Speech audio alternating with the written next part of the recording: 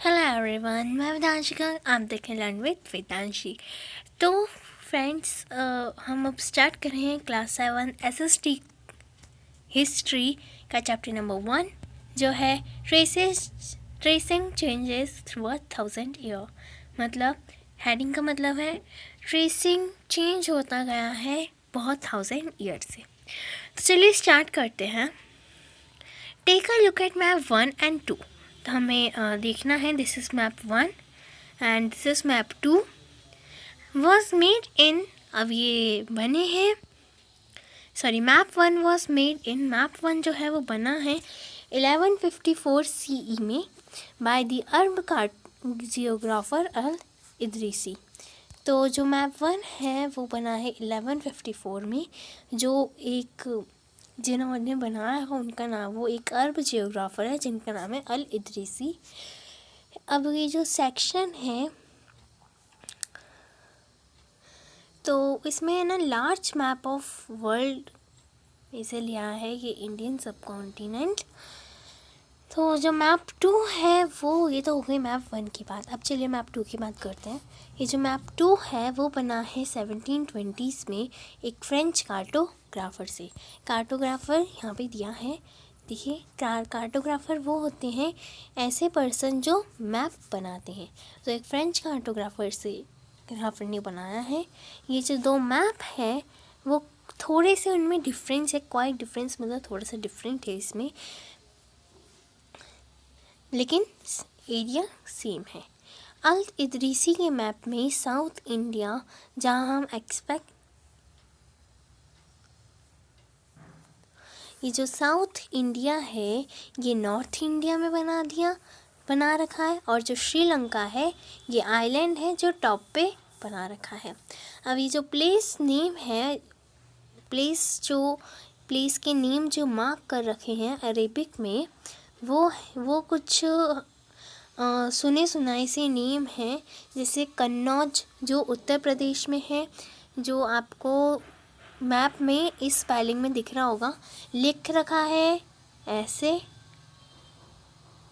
लिख तो रखा है के में, और लेकिन मैप में आपको क्यू में मिलेगा कन्नौज। मैप 2 जो है वो 1600 ईयर के आसपास बना है मैप 1 के बाद। During which time information about the subcontinent has change considerably. इतने ईयर में जो मैप 1 है वो उनकी टाइम इंफॉर्मेशन कॉन्टिनेंट की, मतलब एक तरीके से सब कॉन्टिनेंट जो है वो चेंज होते गए थे। ठीक है, ये जो मैप है दिस मैप किसके लिए आया है? दिस इज़ फ्रॉम मैप 2 के लिए आया है दिस मैप। ये जो मैप है ये बहुत seems more familiar to us in coastal areas in particular और सरप्राइजिंगली डिटेल्ड। सो ये जो मैप है वो मोर फैमिलियर है हमारे लिए, और जो कोस्टल एरियाज़ हैं, मतलब जो समुद्री किनारे जो होते हैं उनको कोस्टल एरियाज़ कहते हैं, वो मतलब पर्टिकुलरली सरप्राइजिंग डिटेल में दे रखा है। ये जो मैप है ये यूज़ होता है यूरोपियन सेलर्स के लिए और मर्चेंट्स के लिए ऑन देयर वॉयेज। तो आप एक नाम याद रखिएगा, ये कन्नौज, क्योंकि ये कन्नौज नाम जो है आप याद रखेंगे तो आगे आपको अच्छा, मतलब आपके लिए अच्छा रहेगा। पहले हम इसको कंप्लीट कर लेते हैं, फिर ब्लू बैग्स देखेंगे इसमें क्या लिखा है। Equally important is the fact that the science of cartography differed in the two periods. तो equally important is the fact that the science of cartography differed in the two periods. दो period में जो science cartography है इनमें बहुत difference आया है। जब हिस्टोरियंस डॉक्यूमेंट्स, मैप्स और टेक्स्ट को रीड करते थे, हिस्टोरियंस हमने क्लास 6 में पढ़ा था, जो डॉक्यूमेंट मैप जब वो रीड करते थे आज से लेकर, they have to be sensitive to the different historical backgrounds. तो उन्होंने देखा कि बहुत चेंजेस आए, हिस्टोरिकल बैकग्राउंड्स में चेंजेस आया, जैसे the context in which information about the past was produced, context में, और जो मतलब जिसमें इंफॉर्मेशन पास्ट की प्रोड्यूस होती है। तो इसमें हमें क्वेश्चन दे रखा है ये क्वेश्चन अगर आप करना चाहते हैं तो आप कर लीजिए। वीडियो बहुत लंबी हो जाएगी, मैं आपको समझा देती हूँ इसका मतलब क्या है। ओके, आंसर आप खुद करिएगा। So look at the areas in the interior of the सब कॉन्टिनेंट ऑफ मैप 2। तो आप मैप 2 के अंदर जो सब कॉन्टिनेंट हैं उनके एरियाज़ को देखिए। क्या ये डिटेल दे रखे हैं कोस्टल एरिया से, मतलब कोस्टल एरियाज़ के एक तरीके से। Follow the course of the river Ganga, आप वो रिवर गंगा की कोर्स फॉलो करो और देखो जो दे रखा है उसको देखो कि क्या है दे रखा है, कैसे दे रखा है। सो क्या आपको ऐसा डिफरेंस लगा कि डिटेल और एक्यूरेसी के बीच में जो आपको डिफरेंस लगा कोस्टल एरियाज़ और आइलैंड एरियाज़ इस मैप में? ओके, आपको डिफरेंस लगा होगा, तो आपको क्या डिफरेंस लगा आपको वो बताना है। तो मैंने शुरू में आपको ये चीज़ नहीं बताई थी, एक चीज़ कि इस चैप्टर में हम इंट्रोडक्टरी, मतलब ये एक तरीके से इंट्रोडक्टरी वीडियो आप मान लीजिए, क्योंकि इस चैप्टर में जो है हम पढ़ेंगे कि पूरी बुक में क्या है। हमारी जो 7th क्लास की बुक है उसमें हम मिडिवल हिस्ट्री को पढ़ेंगे। 6th क्लास में हमने अर्ली हिस्ट्री को पढ़ा था, 7th क्लास में हम मिडिवल हिस्ट्री को पढ़ेंगे, देन 8th क्लास में हम प्रेजेंट हिस्ट्री को पढ़ेंगे। ओके, अब चलिए एक नया टॉपिक आया है जो है न्यू एंड ओल्ड टर्मिनोलॉजीज। तो ये है in the context in which information is produce changes with time, what about language and meanings. जब चेंज हुए कॉन्टेक्स्ट जब चेंज हुई तो चेंजेस आए टाइम में, चेंजेस प्रोड्यूस हुए टाइम में, लैंग्वेज में और मीनिंग्स में। तो जो हिस्टोरिकल रिकॉर्ड है वो एग्जिस्ट करते हैं एक वैरायटी के लैंग्वेज में जो चेंज होते गए हैं considerably. Okay, considerably over the year, मतलब जो ईयर टू ईयर चेंज होते गए हैं। Medieval person for example, medieval person के कुछ एग्जांपल है, is different from modern person. Medieval person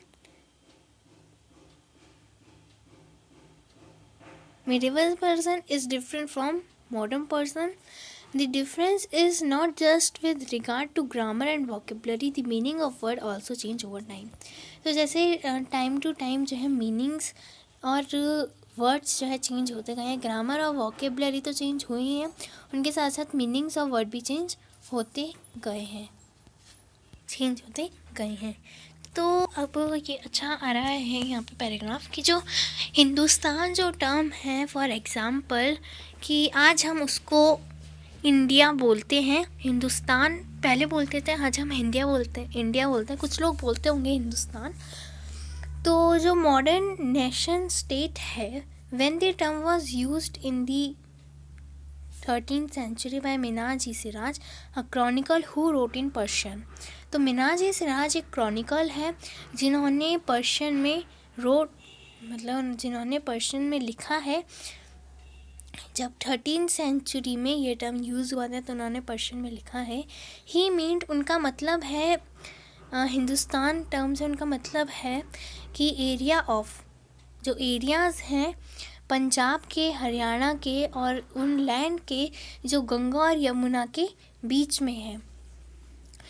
तो उन्होंने यूज़ किया है ये टर्म पॉलिटिकल सेंस में, for lands that were a part of dominions of the Delhi sultan. तो उन्होंने पॉलिटिकल सेंस में इस टर्म को यूज़ किया है ताकि वो जो फॉर लैंड्स, ठीक है, लैंड्स के लिए यूज़ किया है, जो एक पार्ट है। डोमिनेंस का मतलब होता है बड़े ज़मींदार, जिसे बोलते हैं बड़े ज़मींदार, जो दिल्ली सुल्तान की हैं। तो जो एरिया है वो include in this term shifted with extent the sultanate, but the term never include south India. ये टर्म जो है दिल्ली सुल्तान इसी एरिया में हुए हैं, ये कभी भी जो है साउथ इंडिया में इंक्लूड नहीं हुए हैं। By contrast, in the early 16th century, Babur use Hindustan to describe the geography. Babur जो है, बाबर मतलब अकबर के दादाजी, ठीक है, अकबर के दादाजी का मतलब हुमायूं के पापा जो बाबर है, उन्होंने हिंदुस्तान टर्म यूज़ किया है डिस्क्राइब करने के जियोग्राफी को। जियोग्राफी मतलब सराउंडिंग्स, उनको क्या है बाबर, बताऊँ मैं आपको बताऊँ तो बाबर हिंदुस्तान में, इंडिया में इसलिए आए थे क्योंकि उनको जो है हमारे इंडिया के सराउंडिंग्स अच्छा लगा था। उन्होंने देखा कि पेड़ हैं, मतलब उनको अच्छा लगा था ज्योग्राफी, तो उन्होंने डिस्क्राइब किया है हिंदुस्तान ज्योग्राफी को डिस्क्राइब करने के लिए। The fauna and the culture the inhabitants of the subcontinent, ये जो हमारा सब कॉन्टिनेंट है इसकी फोना और कल्चर को दिखाने के लिए उन्होंने ये टर्म यूज़ किया है। As we will see later in the chapter, हम बाद में कुछ चैप्टर्स में देखेंगे। This was somewhat similar to the way of 14th century poet अमीर Khusro used the word Hind. ये उसी सेंस में बाबर ने यूज़ किया है जिस सेंस में पोएट आमिर खुसरो ने 14th सेंचुरी में यूज़ किया था वर्ड हिंद के बारे में। While the idea of the geographical and cultural entity like India, तो जैसे कल्चर एंटिटी लाइक जैसे India did exist the term Hindustan, उन्होंने ये देखा है ये term Hindustan did not carry the political national meaning which he associate with it today. वो जैसे कि उन्होंने उसका था ऐसे उन्होंने जो है उसका मीनिंग एसोसिएटेड, मतलब ऐसे उनका मीनिंग कैरी नहीं किया है, उन्होंने पॉलिटिकल और नेशनल मीनिंग्स में उन्होंने उसका मीनिंग मतलब नहीं किया है। आपको आई होप आपको ये समझ में आया होगा। अब चलिए आगे का देखते हैं। हिस्टोरियंस जो है वो आज बहुत केयरफुल हैं इन टर्म्स के लिए, बिकॉज पास्ट में जो है इन टर्म्स को डिफरेंट थिंग्स से माना जाता था। अगर अपन एक एग्जांपल ले तो एक सिंपल टर्म है जैसे फॉरेनर, ये जो है यूज़ होता है आज, इसका आज मीनिंग यूज़ होता ही है someone who is not an Indian, ऐसा व्यक्ति जो इंडियन ना हो वो हमारे लिए फॉरेनर है। फॉरेनर को पर्शियन में कहते हैं अनजान, ठीक है। इन द मिडेवल पीरियड में foreigner any strange who appeared say in the given village, someone who was not a part of that society or culture। Medieval period में फॉरेनर एक ऐसा व्यक्ति यूज़ होता था। देखिए प्रेजेंट डे में foreigner ये व्यक्ति यूज़ होता है ऐसा व्यक्ति जो इंडिया के बाहर से आया हो। पहले मिडेवल पीरियड में फॉरेनर ऐसे यूज़ होता था कोई व्यक्ति कोई उसकी सोसाइटी से ना हो, उसके कल्चर से ना हो, उसकी विलेज से ना हो, वो व्यक्ति जो है फॉरेनर यूज़ होता था। तो हिंदी में ये जो वर्ड है परदेसी, ये यूज़ हुआ है एक ऐसे पर्सन के लिए, मतलब ये इसी टर्म में यूज़ हुआ है ऐसा पर्सन।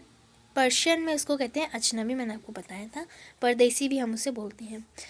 एक city dweller therefore might have regarded a forest dweller as a foreigner, but two peasants living in a same village were not foreigner to each other, even though they may have had fine religious or caste backgrounds।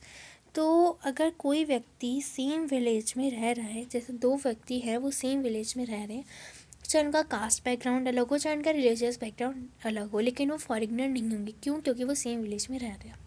Okay, next part आता है अपना जो है historians and their sources. Historians और उनके sources के बारे में अब हम पढ़ेंगे।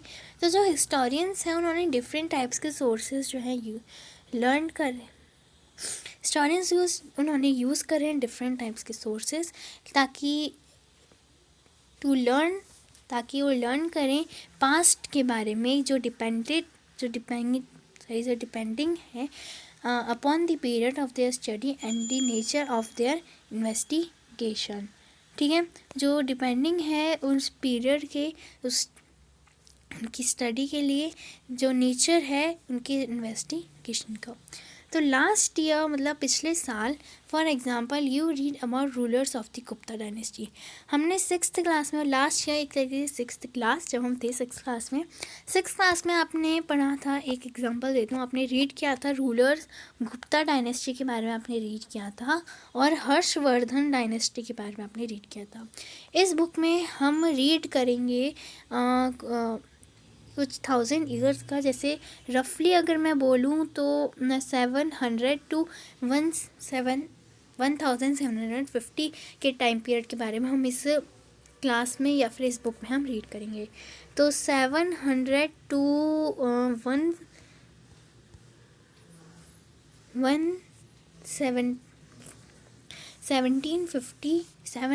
1750 ये एक आप मान सकते हैं कि ये इनके बीच का एक मिडेवल पीरियड है। सो आपने नोटिस किया है कुछ continuity in the sources use by historians for study of this period.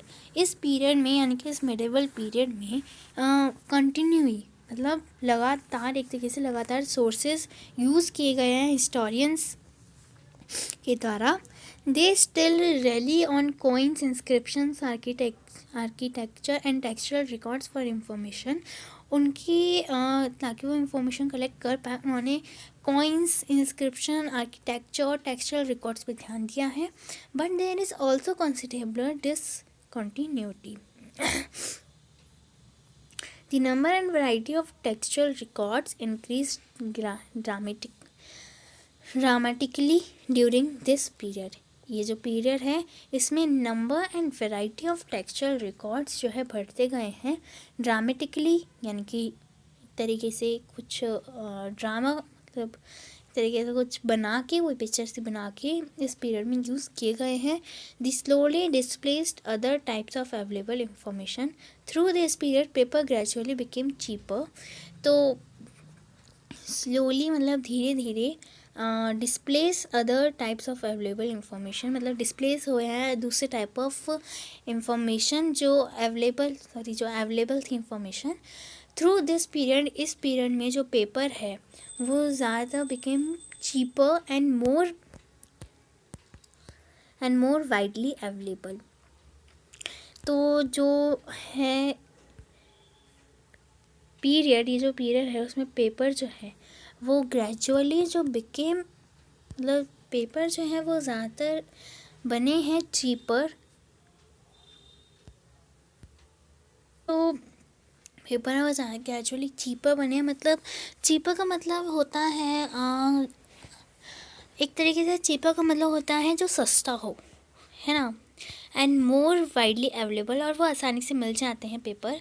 सो जो पेपर है वो यूज़ करते हैं इन पेपर्स को राइट मतलब लिखने के लिए holy text, chronicles of ruler, letters and teaching of saints और पेटिशन और judicial records and for registers of accounts and taxes. तो जो ये जो पेपर हैं ये यूज़ होते हैं होली टेक्स्ट लिखने के लिए। Holy text means holy text होता है एक तरीके से वर्कशिप के बारे में। Wait, I am so sorry. So holy text का मतलब एक तरीके से होता है वर्कशिप टेक्स्ट, जैसे कि रामायण को लिखना, these are holy text.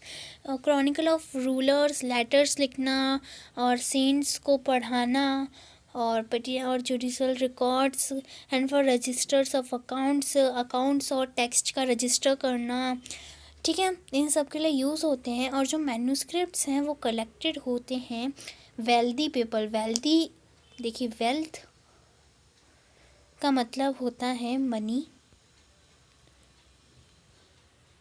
Okay, और फिर वेल्दी पीपल का मतलब होता है अमीर, ओके, वेल्दी पीपल का मतलब होता है अमीर।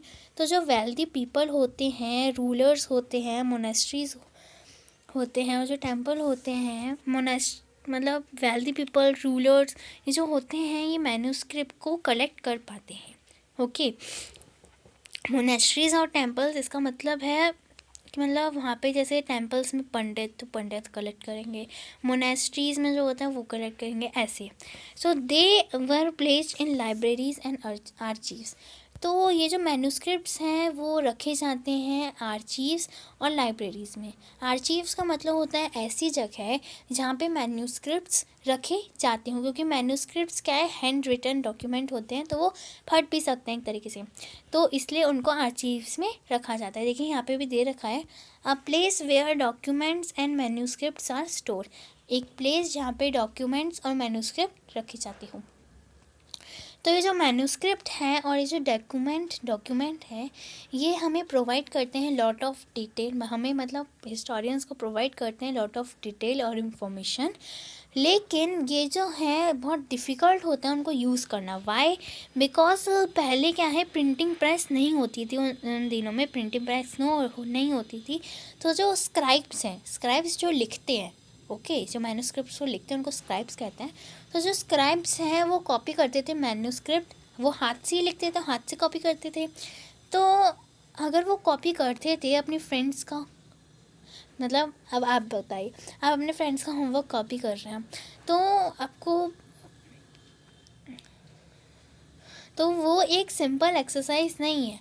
कभी कभी तो आप उसको रीड तक नहीं कर पाते, कि मतलब उनकी एक तरह से स्पेलिंग आपको समझ में नहीं आ पाती, तो आप रीड भी नहीं कर पाते, तो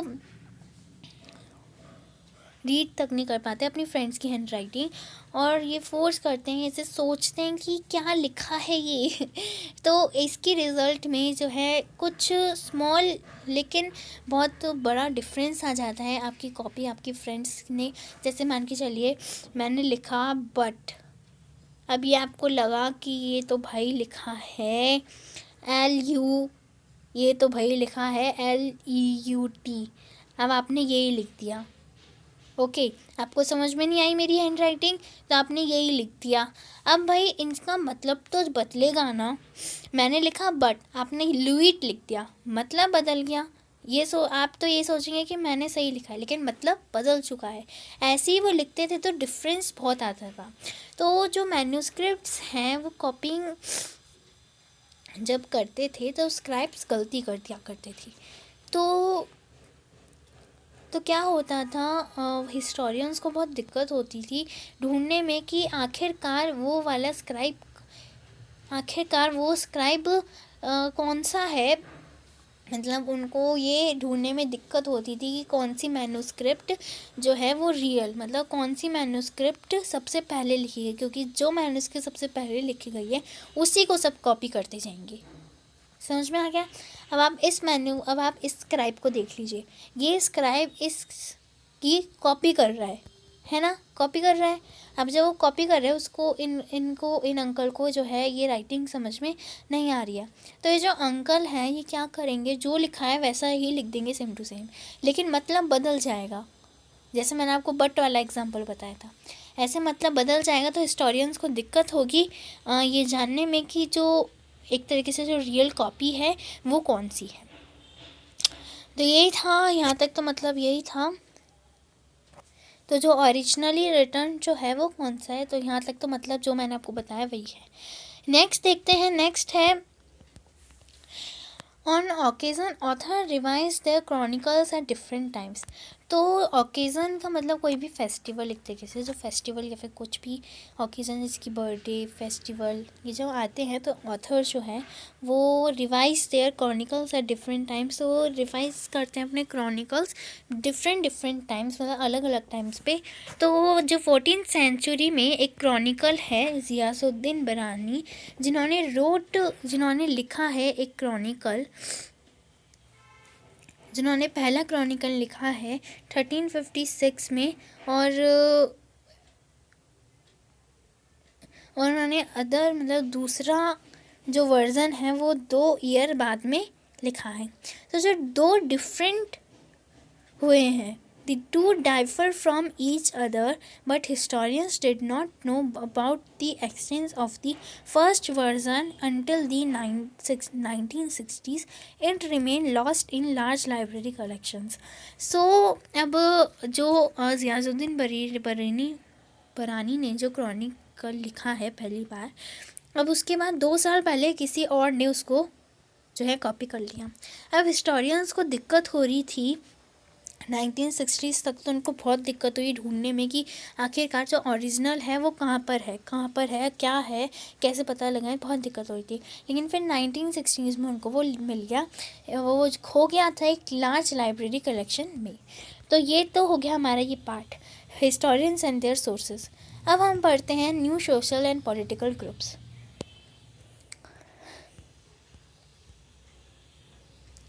तो new social and political groups मतलब नए सोशल का मतलब सामाजिक, नए सोशल और पॉलिटिकल जो है ग्रुप्स।